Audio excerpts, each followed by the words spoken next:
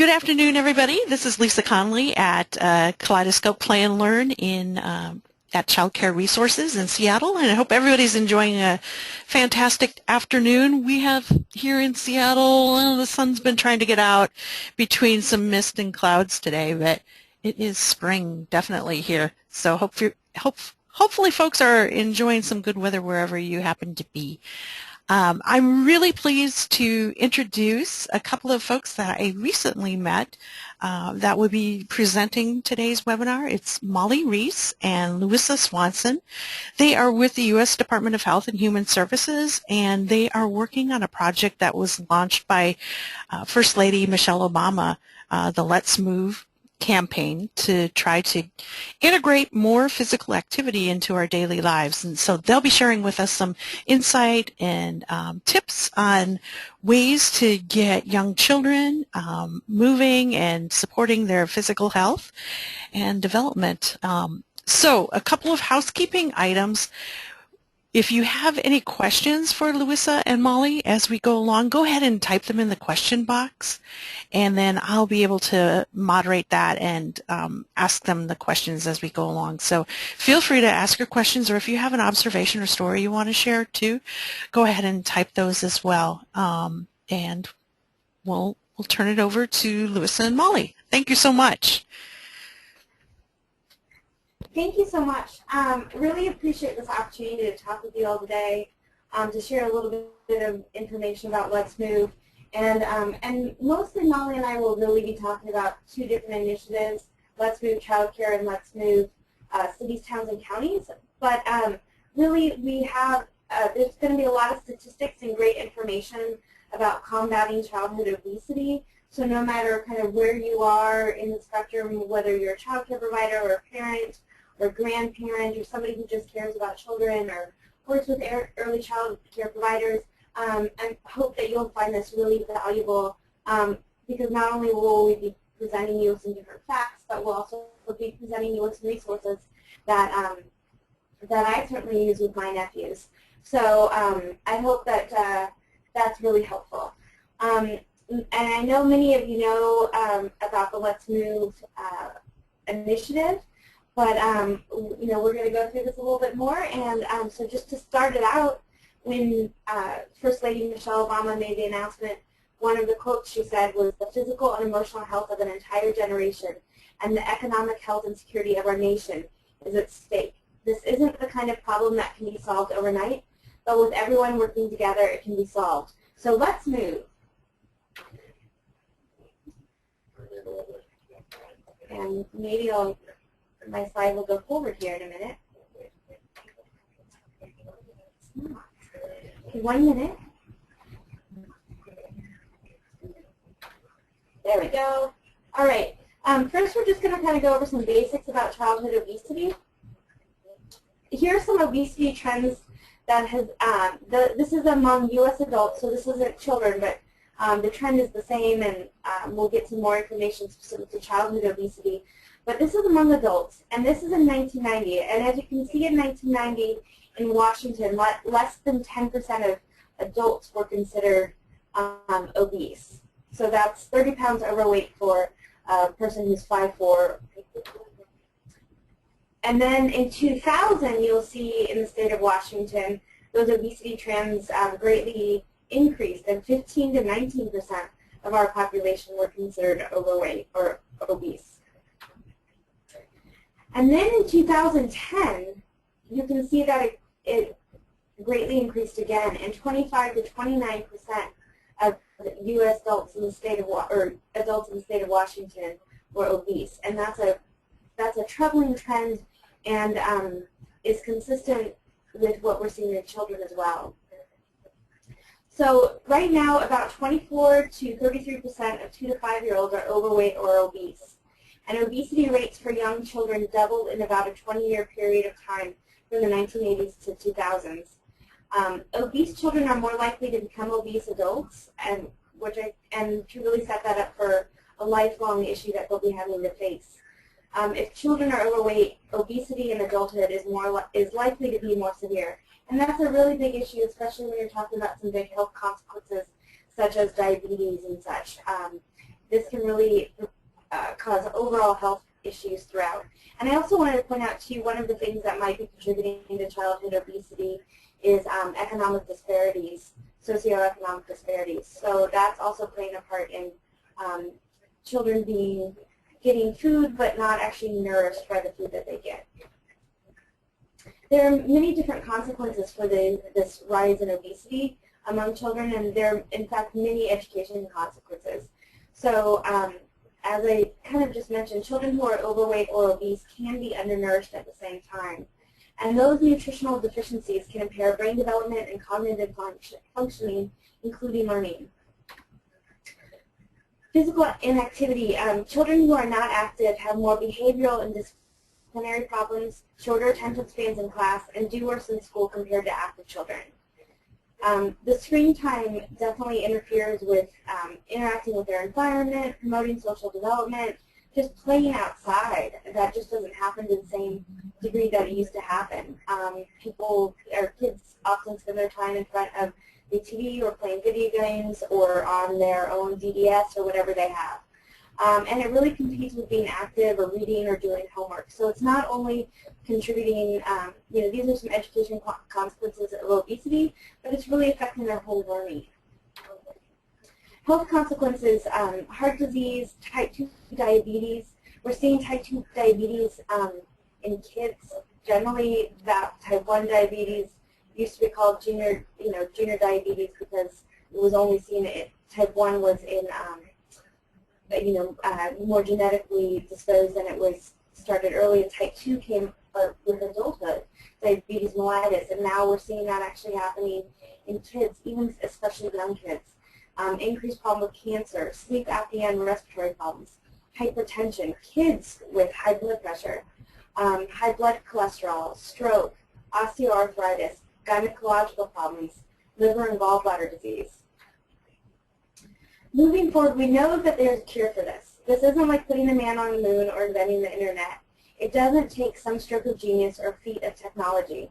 Rarely in the history of this country have we encountered a problem of such magnitude and consequence that is so imminently solvable. It's one of my favorite quotes. And really, each one of us, whether we're aunts, parents, grandparents, child care providers, we have a role to play, and it's important that we keep that in mind and actually play that role. So prevention must start early, and children spend many hours in your care, whether you're babysitting them or you're a parent. Children are in your care, and it's your responsibility to play an important role to help combat this childhood obesity problem. And you can provide a healthy environment for children to eat, play, and grow. Children who eat nutritious food during every meal stay healthy and have energy to learn. Activity promotes brain development, improves sleep, builds self-confidence, and reduces stress and depression. You can help children build healthy habits for their entire life. Food preferences and physical activity habits develop during early childhood and continue into adulthood. And you're a role model. Kids do as you do, especially when they're young. So especially as an aunt and parent, grandparent, they look to you, they watch you. If you tell them to eat broccoli and you're not eating the broccoli, they know it and they're paying attention to that. So you're in a unique position to educate parents and caregivers about healthy eating and activity. And you're also in a unique position to educate child care providers, places where your children might be. You can actually work to influence them as well. Physical activity plus healthy eating equals healthy kids that are ready to learn. There are a couple of different videos, and I don't know that I'll necessarily go into this right now, but there are some different videos, and they're easily found on YouTube about childhood obesity. And the first one, the YouTube, was really the First Lady Michelle Obama really talking about her Let's Move campaign, and those just might be of interest to you. But also, I just wanted to point out that CDC, the Centers for Disease Control, has a lot of information as well on childhood obesity and ways to combat that. So Molly's now going to talk about Let's Move. Great, thanks, Melissa. So we've got a really great foundation for, why we're talking about this, why obesity is such an important issue that we should really be talking about and thinking about how we can address, which leads us to the next portion of our presentation, which is really what's being done around this. And many of you are probably familiar with the Let's Move initiative. And it is, as it was suggested, the First Lady's comprehensive initiative, which is dedicated to solving the problem of childhood obesity within one generation. So Let's Move is really a national call to action, which is built on the premise that everyone has a role in to play in reducing childhood obesity, from businesses and communities to child care providers, faith leaders, schools, mayors, parents, and individuals. And the goals of Let's Move are really to ensure kids have a healthy start to life, empowering parents and caregivers to make healthy decisions, improving access to healthy, affordable food, and reintegrating physical activity back into our kids' lives. So Let's Move is comprised of 10 different sub-initiatives, which are shown here. So Louisa will be touching a little bit more about some of the components of the Let's Move child care program. And I'll just be providing a quick overview of the Let's Move Cities, Towns, and Counties initiative. We might be having just a moment of technical difficulty.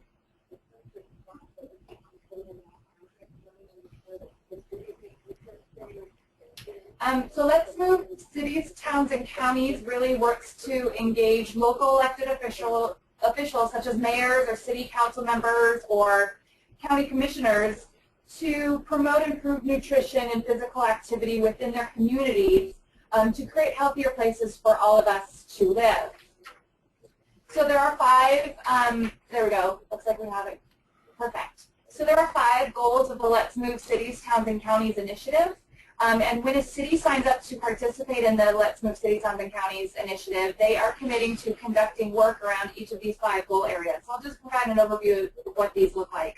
So goal 1, Start Early, Start Smart, really asks cities to support early care and education providers in implementing best practices for nutrition, physical activities, screen time, and breastfeeding into their program. And these are some of the components that Louis will be touching a little bit more on later. The second goal, My Plate, Your Place, asks cities to hang up My Plate posters, which you'll see here with the choosemyplate.gov, this image right next to it.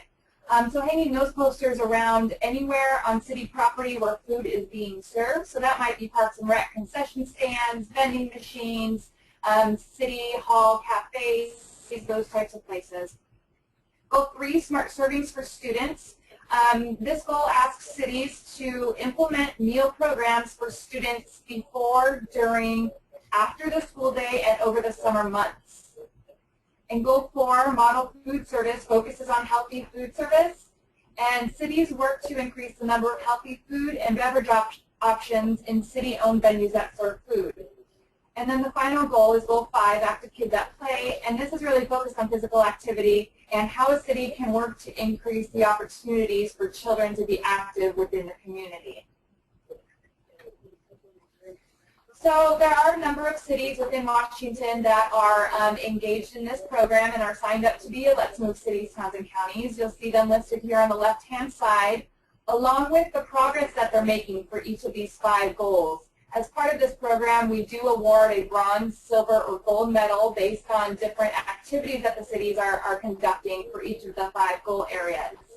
So if you see, the city that you live in or work in on this city, congratulations. That city is really taking effort to create changes that influence and improve the health of the community. If you don't see your city on this list, consider approaching your elected official or city staff member and sharing information about Let's Move Cities, Towns, and Counties and asking them to sign up. And they can do that on our website, healthycommunitieshealthyfuture.org. This is also a really great resource if you're looking for additional information about childhood obesity and what cities and counties can do in terms of action they can take to really make long-term sustainable changes within their community that help to address obesity. So with that, I'll hand it back over to Louisa. Thank you. And so I'm going to start out with, if we were in person, I would have us play this game. But since we're on a webinar. I wouldn't see you running to the colors. But, you know, this is something you can do with kids really easily when you're with them, is you can say, okay, I want you to run and touch something red in the room, and they can run and touch something red, or they have to touch 3 things that are that color. You know, and it's just a really easy game to play, and kids really love it, and it gets them, it's one of those things, this is, you know, we talk in Let's Move and such about exercise, and we'll talk about different types of exercise in a little bit, but really it's about active living. So trying to figure out ways in which kids can really be active, and so that's, you know, I've got some different resources throughout just for you to consider, all of which can be found on the Let's Move Childcare website. And this is one thing that you might just think about when you're playing with your kids in your life. So I'm going to talk more specifically about Let's Move Childcare. And this is something where, you know, like Molly was saying, you could approach your local officials to work on Let's Move cities, towns, and counties. This is also if you have a child in childcare, whether they be a little bit older and they're in after-school care, or they're young little kids, you can work with them to sign up, and we'll talk about that. But it's also, there's a lot of stuff here with Let's Move Childcare where if you have kids in your life, there are lots of different ways in which you can use some of the resources that they have, and the knowledge is just so helpful and so good to know about the different goals. So really what we're going to do is just try and get you some basic information about childhood obesity prevention, talk about Let's Move Childcare, and then this website is the part that's really going to be helpful for you, this Let's Move, the Healthy Kids, HealthyFuture.org, that has a lot of resources. We'll go through it here. So, what is Let's Move Childcare? So it's one of the sub-initiatives under the First Lady's Let's Move initiative, and it really encourages and supports providers to make positive changes in their programs to help children get off to a healthy start. And this is broken down through 5 different goal areas, and we'll talk about those. The 5 different child care goals are physical activity, screen time, food, beverages, and infant feeding. And we'll go into each one of those. So physical activity. So Lisa is going to put up a knowledge check poll on physical activity. So Lisa, are you there? Yep, here I am. Let me see. So it's the question about recommended amount of physical activity? Yes. Okay. Yep. What is? There you go. So the question is, what is the recommended amount of physical activity for toddlers in full-day care? And do you guys see the poll? So go ahead, and your poll should be up, and you should be able to click on the answer that you think is the correct answer. And we'll wait for a few more folks to vote.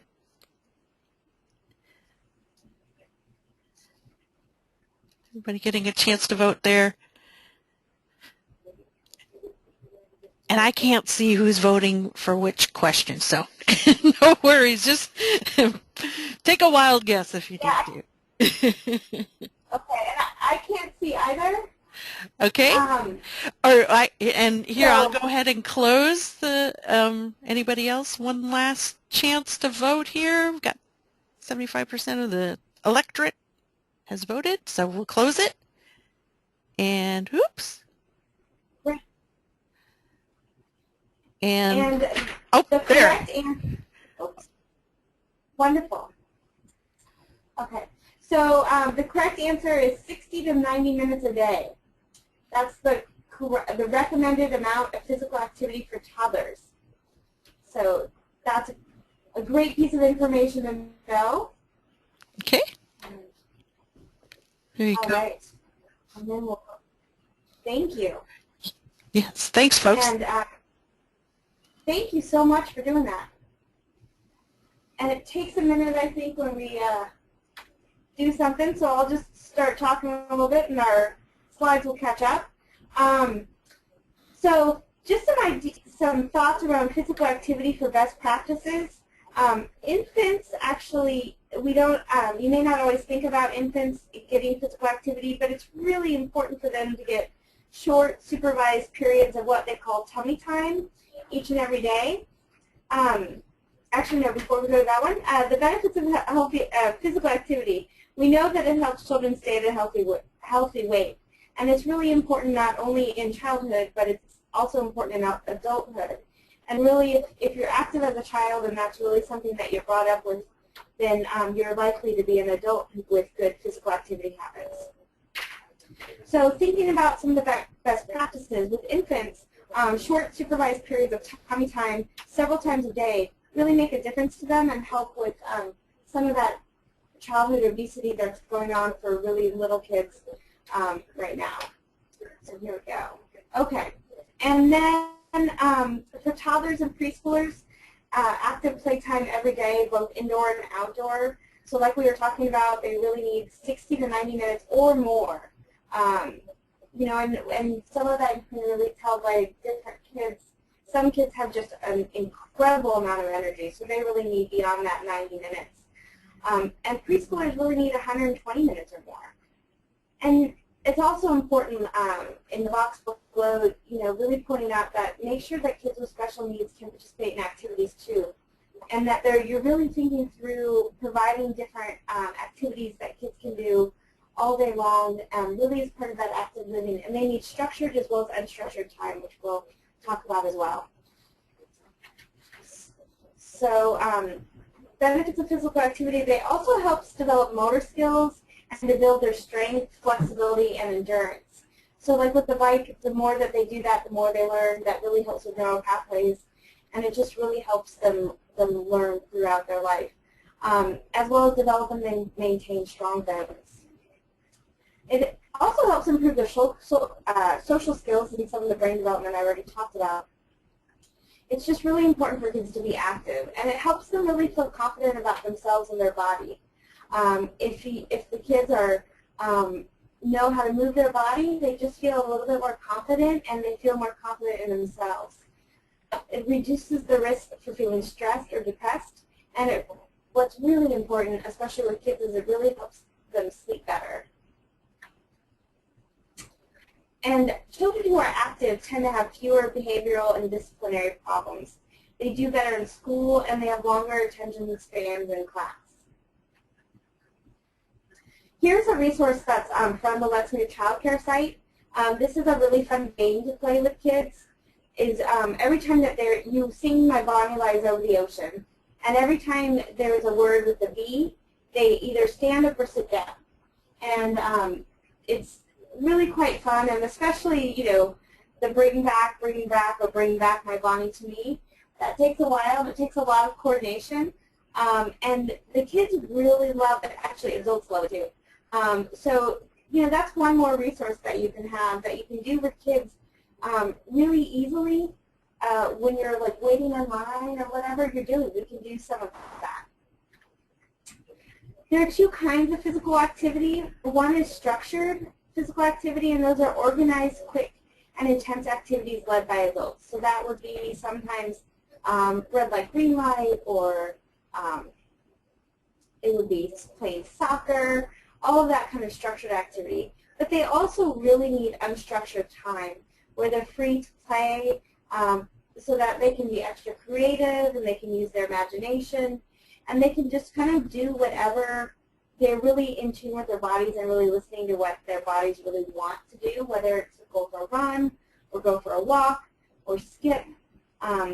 Really making sure they have that view every single day, that time to engage in whatever type of physical activity is best for them, but definitely getting in some of that structured time too.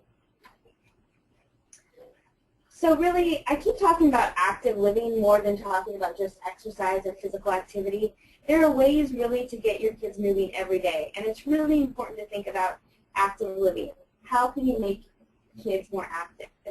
So you can have them act out a story as you read it. That's a really fun way to do it, and kids love to do that. You can encourage them just when they're moving. When you want them, you're calling them in the dining room to come in from the living room or from outside. Tell them to do it as like they're an elephant, or a dog. I mean, kids love to do that, and it really does, or especially little kids, but it really does encourage them to be more active and to use their body and engage their body in a way that makes them feel good. And use props to help kids move and identify shapes, colors, and numbers. And then just to talk a little bit more about tummy time, and honestly, when I started doing this work, I mean, I've been around infants lots and lots in my life, but I didn't necessarily think about the importance of tummy time being for physical activity for babies. So this has always been really of a lot of interest to me, but it really is allowing babies to interact and play while they're awake and on their tummies, and it helps prepare them for sliding on their bellies and crawling. And it really does need to be done for at least 2 or 3 times a day. And you can start with short times for 3 to 5 minutes at one time. But as they get older, you'll see them really wanting to spend more time doing that and really having a good time. And I know with some of my nephews also, the dog would get down with them and give them lots of licks on their face. And so there was also that social interaction that was also integrated in with that kind of physical interaction that the infants had. What to do during tummy time. Encourage infants to see, touch, and feel what's around them. You can place different toys in a circle around the baby and just kind of let them reach for them. And it really helps them develop their muscles to roll over, crawl, and scoot, and just to have an enjoyable time for them, a little bit more interaction. And frankly, it gives your arms a little bit of a break as well. But also, always make sure that infants have tummy time when they're very awake and alert. You know, as they get older, their type of physical activity changes, but you know, they're really young at that point. So you just want to make sure that they're placed on a solid surface on the floor, never on a surface that's soft or up high like a sofa or a mattress. You really have to be careful with them. You never know when they're going to learn to crawl or roll over. So here's an example of an action story, and again, this is from the Let's Move childcare site.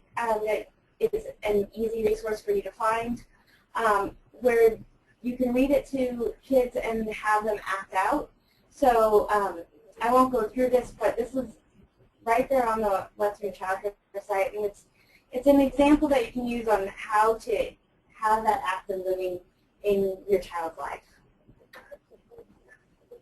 Screen time, and I'm actually going to go ahead and just go through the knowledge check on here because we have a little bit of technical difficulty when we do the poll. But how much screen time should children under 2 years be allowed? None, 20 minutes, 30 minutes, or 40 minutes? So think about that for just a minute, and I'm going to tell you the answer. And screen time, by the way, includes TV as well as tablet time or phone time. Okay, the answer is none. They really shouldn't have any of that screen time. They really are not awake a whole lot, and when they are awake, they really need to be encouraging our whole body to grow and develop. And screen time doesn't encourage that. So some best practices. With infants, really no screen time. For toddlers, no more than 3 to 4 times per year or never. And this is all based on the best scientific research data that we have. Preschools, you really want to make sure preschoolers, you really want to make sure it's only for educational or physical activity purposes. And no more than 30 minutes per week or never. And also, this is, you know, this PowerPoint was created for child care providers, but they really encourage the child care providers as well to work with families to ensure that no more than 1 to 2 hours per day. You just really want to limit that screen time because I'm sure we all know once screen time enters a child's life, it tends to become a very, very important and overwhelming time in the child's life. And then there's more information on the Let's Move childcare site about how to reduce that, and just overall information about media literacy. The reasons for limiting screen time is it really gets in the way of exploring, playing, and social interaction. This is really providing the groundwork this time period for how a child is going to become an adult. And as kids get older, screen time can get in the way of being active, reading, doing homework, playing with family and friends, and spending time with family. Kids who spend more time watching TV are also more likely to be overweight or obese. There's some different ways you can limit screen time, and so one is just to keep the TV or computer out of sight, whether that be in an armoire in your home or someplace where you can actually cover it. You can also put the TV or computer in rooms that aren't used by the kids, maybe in your bedroom or something like that. You can also hide it or get rid of it. You can replace screen time with fun interactive activities such as playing outside, turn on music and dance. I mean, what kid do you know that doesn't love a dance party? That's a great way to get them into active living and structured where they're actually also at the same time working on their gross and fine motor skills. And then bring kids into the kitchen and let them help you set up the table, to cook and clean up. That's a great way to integrate kids, keep them active but also learning from you, and also thinking through, get them invested in creating the food. They're much more likely to help to eat the food, or to at least try it. When screen time is allowed, make it quality programming by choosing shows or computer games that are educational or get kids moving.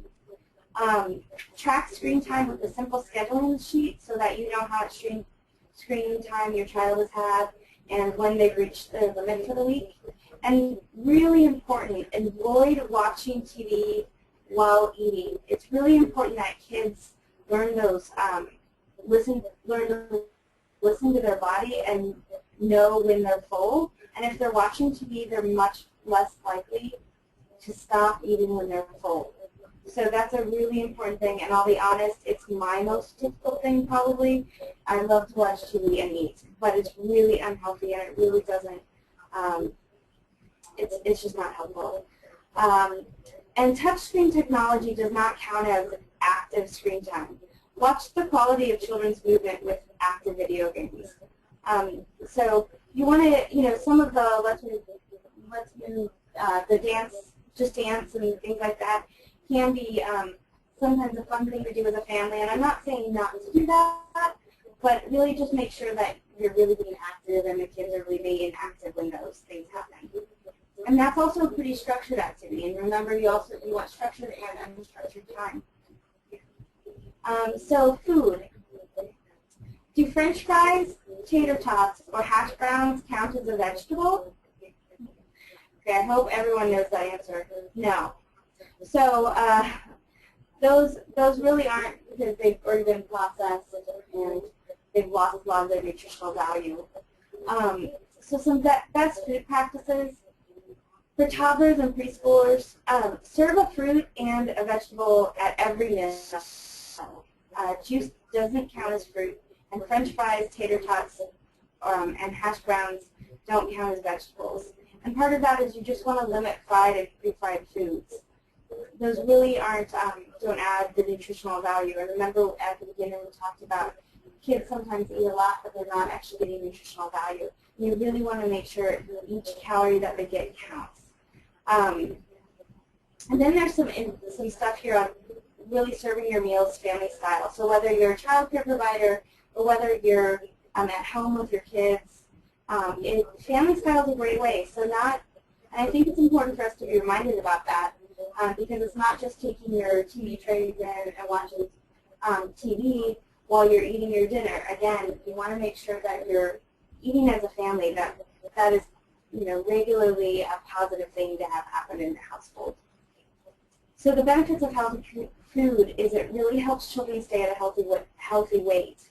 And it's also an opportunity to teach kids taste buds to appreciate healthy foods.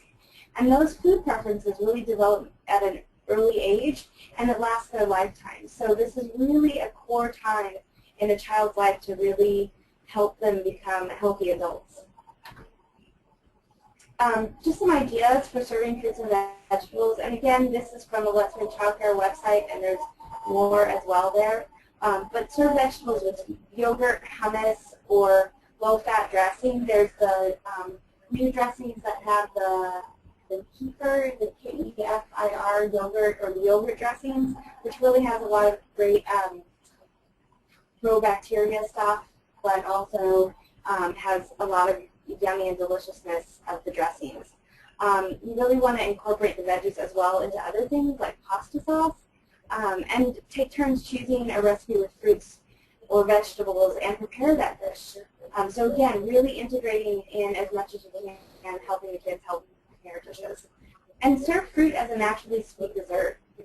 You know, dessert doesn't have to be ice cream. It can be some delicious strawberries. And most kids love that. Frankly, most adults do too. Some other things to get kids interested in fruits and vegetables: you can highlight a fruit or vegetable of the month.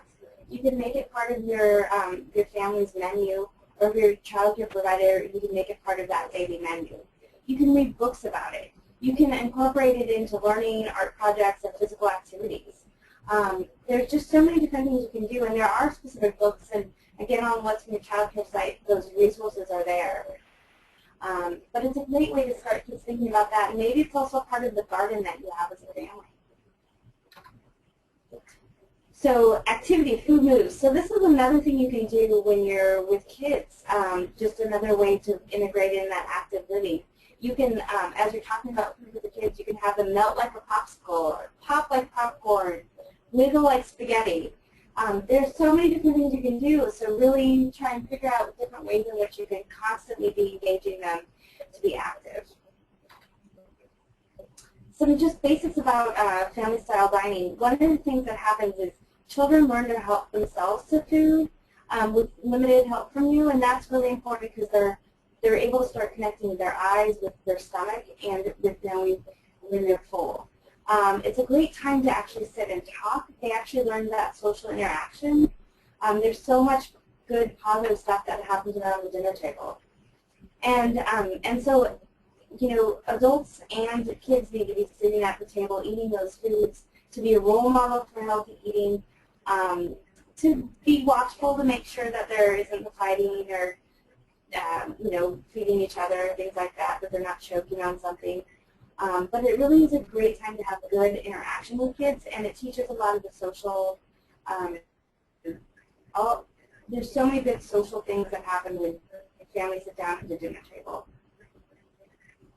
Also, it improves self-feeding skills and the recognition of hunger cues, supports the social, emotional, and motor skill development.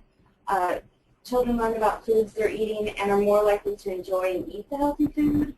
Their language skills improve as adults and children talk with each other, and it just creates a positive opportunity for positive role model. So some different ways you can do is to really make this work. Let kids practice serving themselves first, and then you can help them as needed. You can have cute little child-sized pitchers and tongs and serving bowls and plates. Kids love that. Put little dressings and dips in child-sized squeeze bottles. They have a great time, you know, learning to use all of those. And obviously there's going to be spills, so be ready for that. And then just be a positive example. So beverages. Some beverage best practices. Water is really the best thing you can serve your children. It's available everywhere, and it's really good and healthy, and really helps combat childhood obesity.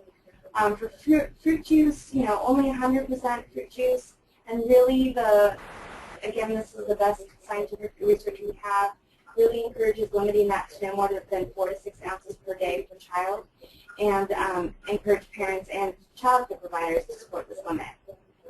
Sugary drinks really should never be a part of a young child's life. Milk, serve only 1% or non-fat to children 2 years and older, unless otherwise directed by the child's health provider. Some of the benefits of drinking water is it keeps kids hydrated, it reduces the acid in the mouth that can cause activities, and when children drink water instead of sugary drinks, they have significantly less calorie intake.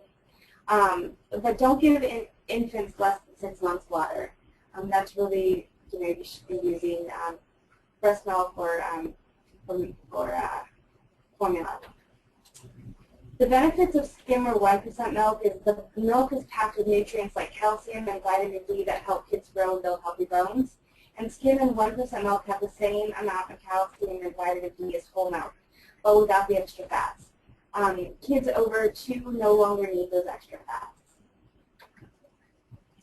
Okay, infant feeding, and this one, this slide is really more geared towards if you're a child care provider, but really, I think that's also important to know if you're a parent, because everyone, I think within the government is really trying to help figure out ways to really promote breastfeeding, because we know it's so important to the health of children and infants as they grow up into adults. So if you have a child care provider, really work with them to make sure that they have a private room for moms to breastfeed or pump that is not a bathroom. We want to make sure it's a very sanitary place with appropriate seating and privacy. One of the Office of Women's Health within the U.S. Department of Health and Human Services has a lot of breastfeeding information available on its website. Talks about why it's important, learning to breastfeed, breastfeeding challenges, pumping and storing milk, breastfeeding in everyday life, and breastfeeding resources, including if you're breastfeeding and a mom who's at work.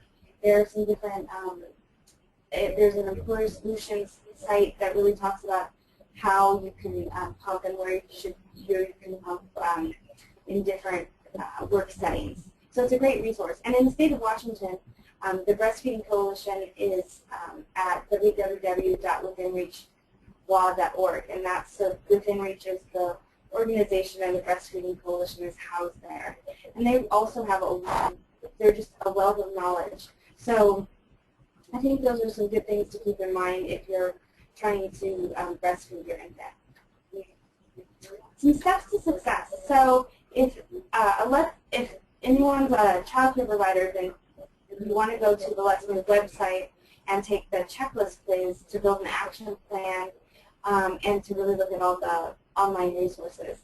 So this is something you can also, if you're a parent or aunt or whatever, you can provide this to the child care provider and really have them kind of maybe work through that and really encourage them and support them through that process.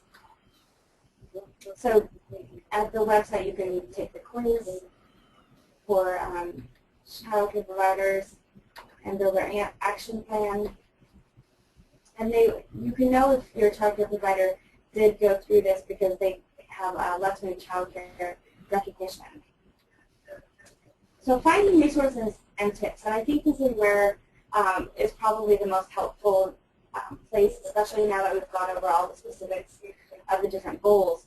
There's make nutrition fun, so healthy eating, get kids moving. Some of the physical activities that we talked about are highlighted there, along with many, many others. And the Be Inspired ideas and resources. So definitely visit this website and really look at what does exist there.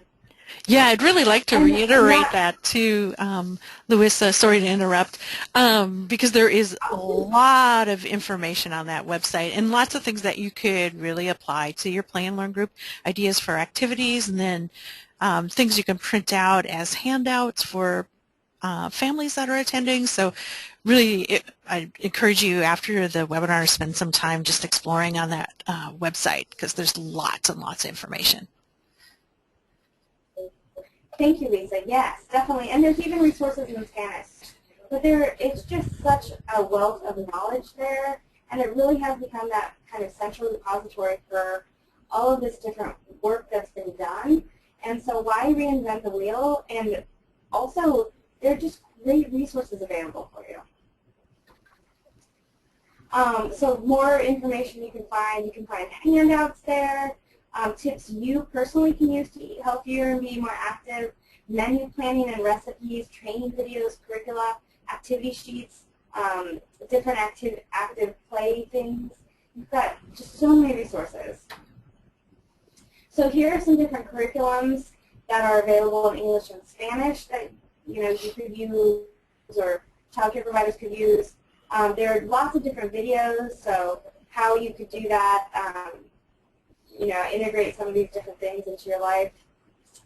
Wonderful menus. We talked about how to highlight maybe blueberries for the month. They actually have different menu planning and such to help with that. I mean, and how cute is this kid-friendly recipes, like a little bagel face? I mean, kids might not want to just eat broccoli if you said, let's just eat broccoli, but if the broccoli's hair, that's kind of, worth giggling while you're doing it. So that's a great way to do it. Sing and dance, there's lots of different ways to get kids active. And I think one of the things that I didn't know about until I started some of this work was how many different songs there are that aren't Frozen, that you can, that actually talk about food and healthy living, and they're really great, they're really catchy. These are some of them. They have some of them on the website that you can look at. There's on YouTube. One of the things that we've used a lot is Cheesy Kids, and you can YouTube that, Cheesy Kids, and they have a few different CDs that have great, really catchy things such as Crave Your Fave, which is fave is fruits and vegetables, and it really talks about that, and they do it in this catchy way, so it's really quite fun. There are lots of different tip sheets and books. Oh, one of the things we talked about too was books. Like, I didn't know that there were books to encourage you to drink water, but there really are, and those are great resources available to you. And not just drinking water, but about other healthy habits. And those are great things, great resources just to integrate into what you already have available. Different resources for families. I mean, who hasn't dealt with picky eating? I know I was a horribly picky eater, and my parents laugh at the work I do now, but, it's really important. That's a real situation that that people have, and so what different strategies can you use? And these are based on the best practices that we have around. And then resources for you. Again, different things that you can, recipes that you can use. So that's a great thing, as well as like eating better on a budget. That's a really helpful thing, and being an active adult. And there are different online trainings if you want to learn more. And you can see what's working for others. So Our House, Family, Child Care, and Education, Early Education. So they talk about how to work with picky eaters and all of that. And so here's the website. So please feel free to contact that. There's Let's Move Childcare if that's something of interest, or if you want more information. That's the email website you can go to. And then there's the Screen Cities, Towns, and Counties website as well, which also is a wealth of information. So definitely use either of those. And then there's Molly and my information. So if you have additional information you wanted or any feedback you wanted to share, we'd be happy to talk to you.